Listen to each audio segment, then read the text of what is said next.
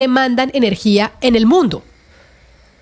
Recuerde lo que hablamos la semana pasada con el profesor de la Universidad de Ámsterdam, Alex de Vries. Él mencionaba que la utilización de los sistemas de inteligencia artificial, tanto de Google como de Microsoft o como de OpenAI, pueden consumir tanta energía como la que consume, por ejemplo, un país como Irlanda.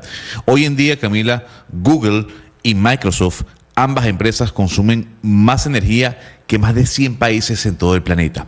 ¿Qué es lo que ha dicho Google? Pues lo que ha dicho Google es que ellos firmaron, como Alphabet, en este caso la matriz, firmaron un acuerdo con Kairos Energy para que Kairos Energy, que es una empresa dedicada al desarrollo de energía nuclear, pueda construir reactores nucleares muy pequeños, de 500 megavatios más o menos, 6 o 7 en todo Estados Unidos, y Google pueda generar obtener esa energía nuclear a través de esos generadores. A diferencia de Microsoft, que dijo que va a reabrir la central nuclear de Three Mile Island, que es esta central nuclear, Camila, que fue protagonista del peor desastre nuclear que ha vivido Estados Unidos. Esto, repito, para poder sostener en el futuro el desarrollo de su sistema de inteligencia artificial, tanto Google como Microsoft. Pero entendamos un poco qué significa eso, qué peligros hay, qué beneficios hay, y por eso le tengo en línea a un gran experto, además colombiano. Él es Camilo Prieto. Nos atiende desde Tailandia, Camila, porque en pocos meses estará viajando a Viena a un congreso precisamente sobre el tema nuclear. Él es embajador en Colombia del Instituto Mundial para la Seguridad Nuclear y profesor de la Maestría de Energía y Sostenibilidad de la Universidad Javeriana. Profesor Prieto, gracias por acompañarnos y muy buenas noches allá en Tailandia. Un gusto saludarlos a todos ustedes en la mesa y sobre todo para hablar de este tema tan fascinante, que ya no es de futuro sino de presente. Profesor, ¿debemos preocuparnos porque Microsoft reactive una central nuclear que fue protagonista del peor accidente vivido en los Estados Unidos y que Google firme un acuerdo con Kairos Energy para la construcción de centrales nucleares pequeñas? Mira, yo creo que debemos es motivarnos, por un lado, a tener una opinión cada vez más informada del tema y a comprender por qué existe este resurgir de la energía nuclear en el planeta. Quiero empezar por señalar algo que has destacado. Three Mile Island, es correcto, ha sido el accidente más grave de energía nuclear en Estados Unidos. Aclaremos que no dejó ninguna víctima mortal, ninguna.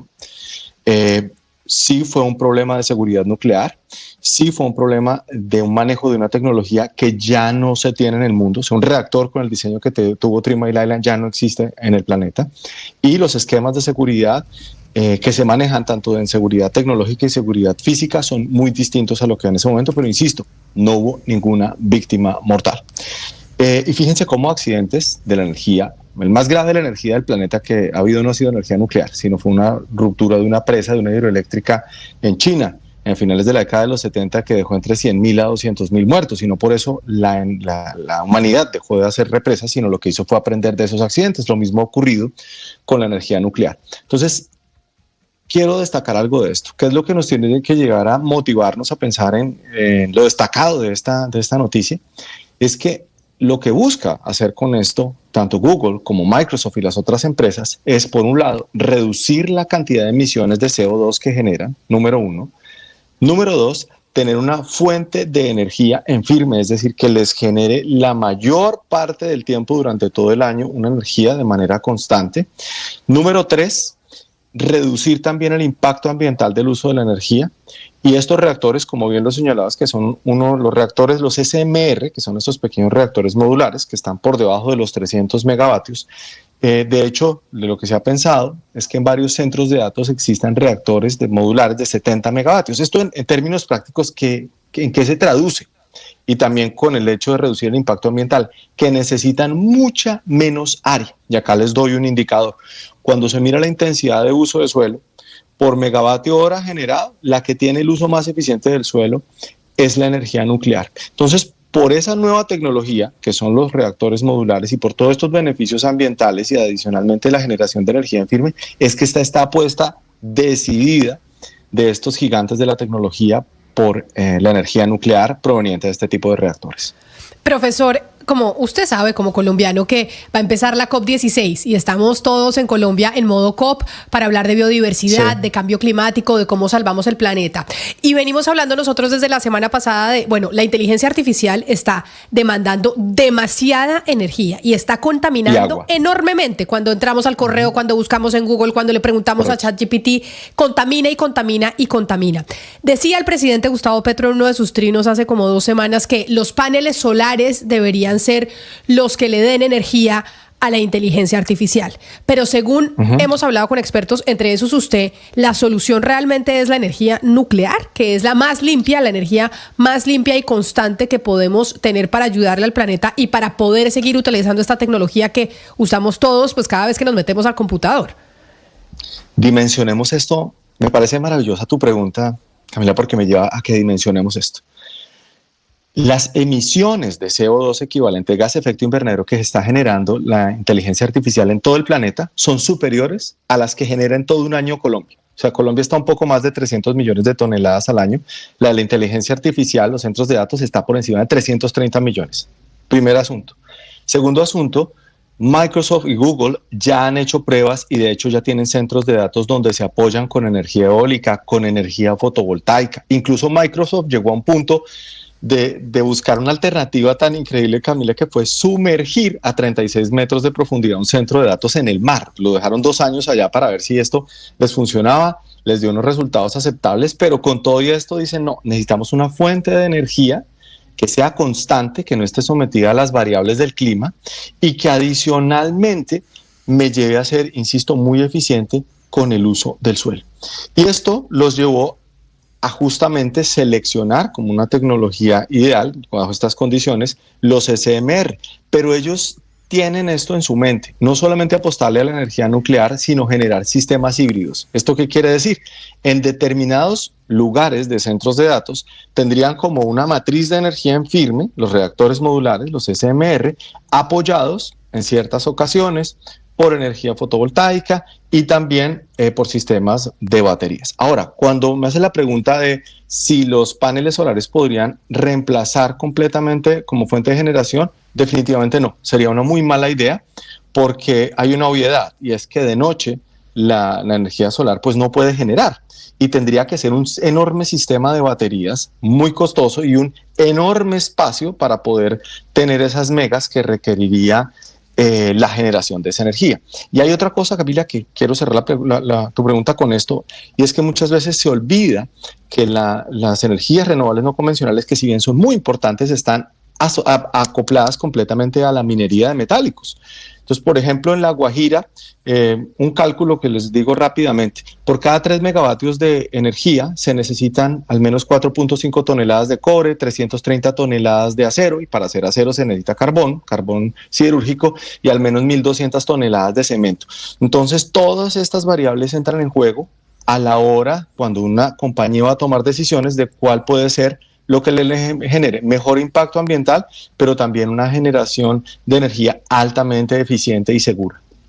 Profesor Prieto, cuando hablamos de centrales nucleares en América Latina, podemos ver que, por ejemplo, hay 5 en Argentina, en Brasil hay 4 y están construyendo otra, también en Argentina están construyendo otra, hay 2 en México, hay 2 en Perú, hay una en Chile. En Colombia, por ejemplo, tenemos una, pero es una pues que no está en el servicio geológico y según entiendo, pues no funciona. Y en ese sentido, le quería preguntar, ¿qué se necesita para tener una central nuclear, pero que sea, pues primero que sea efectiva, que tenga un nivel de efectividad bueno, que sea seguro?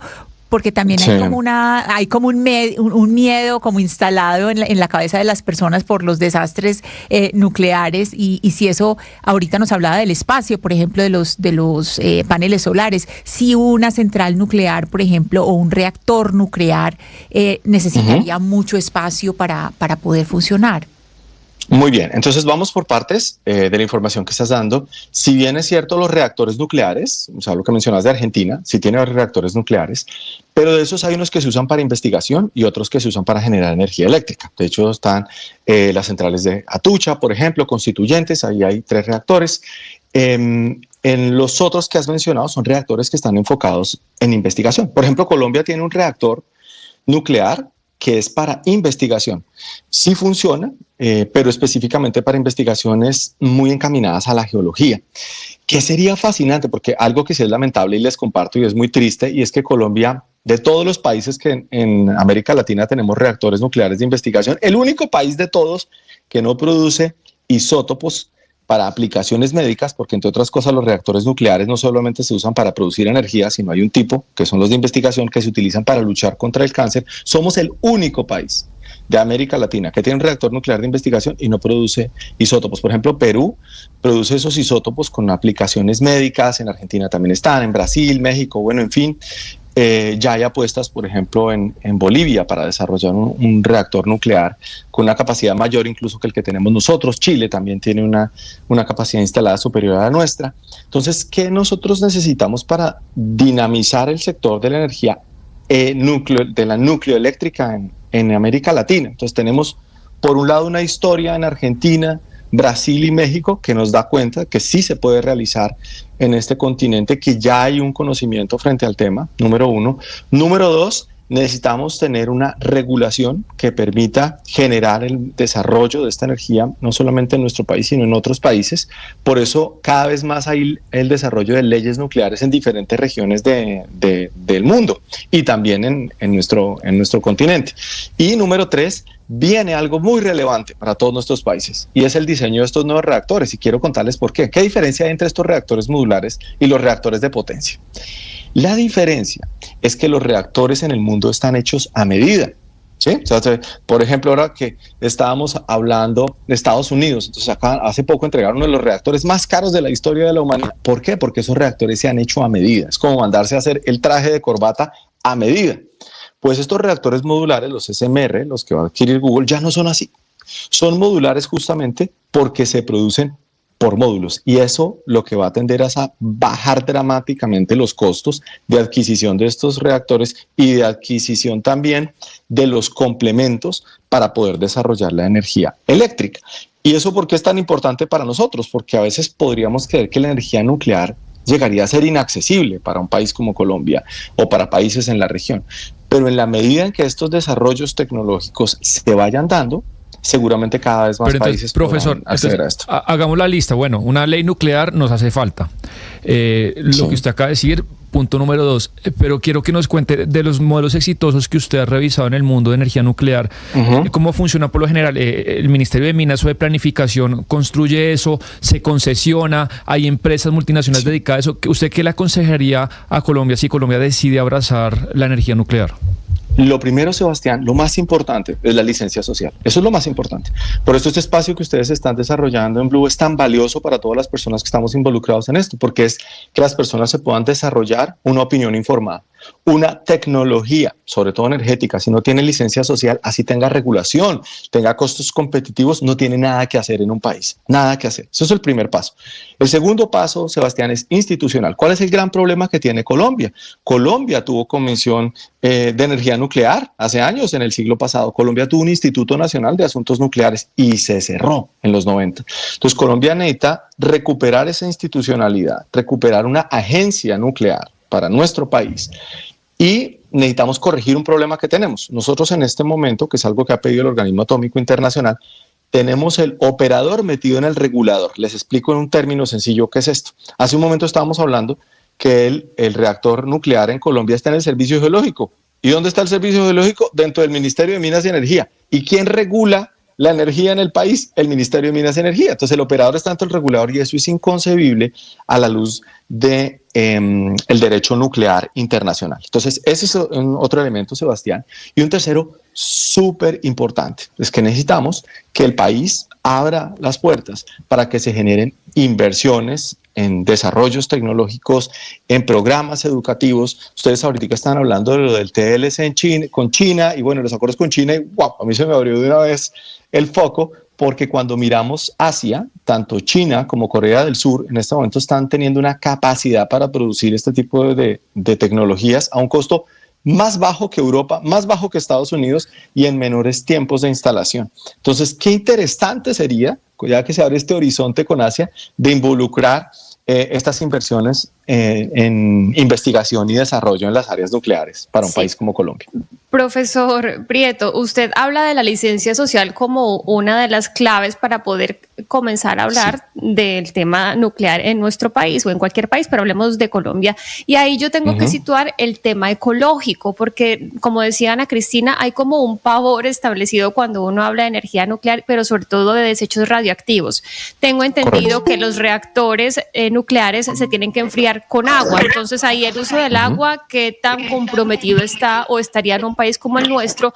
Y el otro es que recuerdo que hace un año más o menos Japón comenzó a vertir el agua contaminada de Fukushima, de la planta que tuvo este accidente tan tremendo, dentro del Océano Pacífico. Entonces uno dice, bueno, ¿qué va a pasar con el océano si está llegando agua contaminada producto de este accidente que pasó en Fukushima?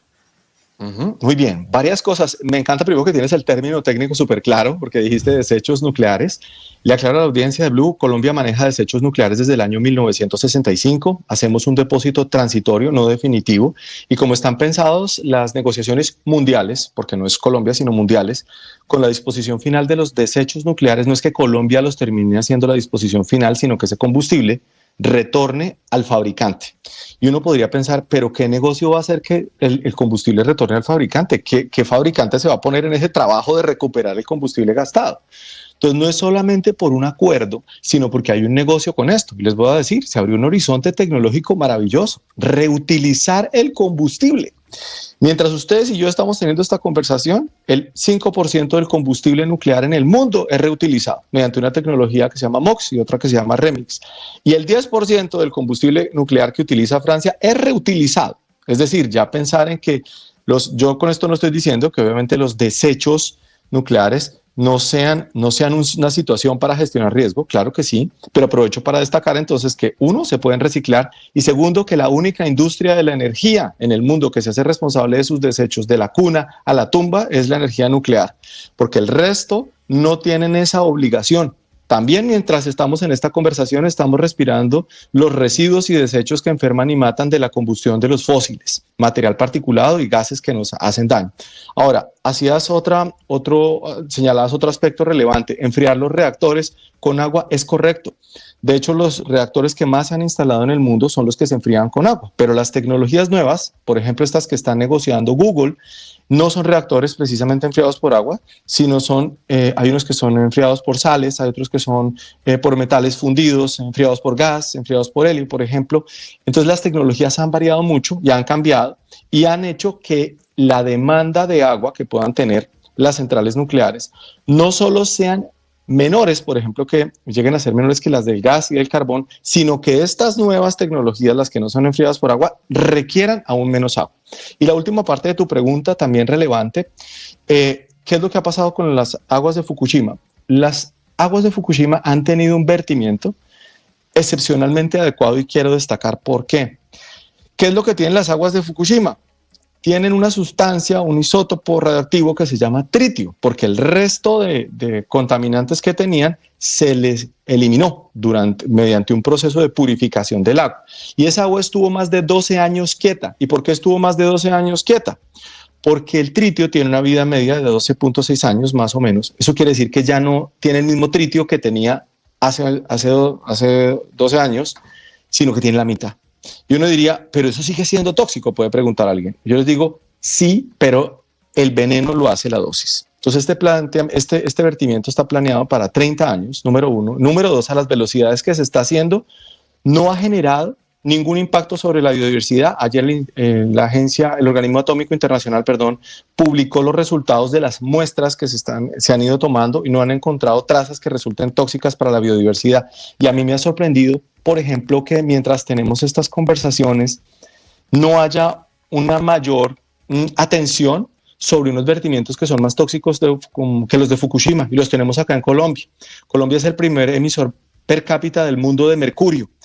Y cada hora, mientras pasa, nosotros vertimos cientos y cientos de litros de agua que van del Atrato, que van por el río Bogotá, también por el Magdalena, hacia el océano, terminan llegando al océano. Y esos vertimientos no tienen ningún tipo de control y son altamente lesivos para la biodiversidad. Pero desafortunadamente, Yo entiendo el tema nuclear genera mucha controversia, mucha atracción, pero yo creo que hay que ir a los datos para tratar de combatir estos relatos que impiden que se haga un análisis de fondo. En resumen, los vertimientos de Fukushima son dosis radiactivas absolutamente controladas que no están generando ningún tipo de problema en la salud pública ni en la biodiversidad del océano.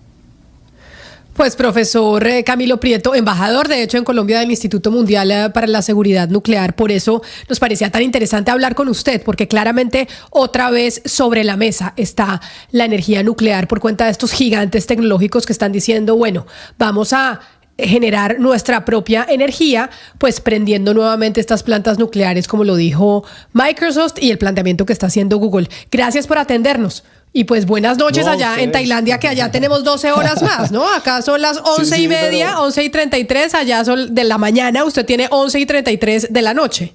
No, pero cuando me dijeron que este era el tema, yo dije como sea, a la hora que sea, porque nos lo gozamos y esto es algo que dentro de la red nuclear colombiana pues disfrutamos mucho de la divulgación. Entonces muchas gracias por la invitación y espero que sean más y podamos seguir conversando del tema. Mil gracias. Claro que sí. Profesor Camilo Prieto, gracias por atender.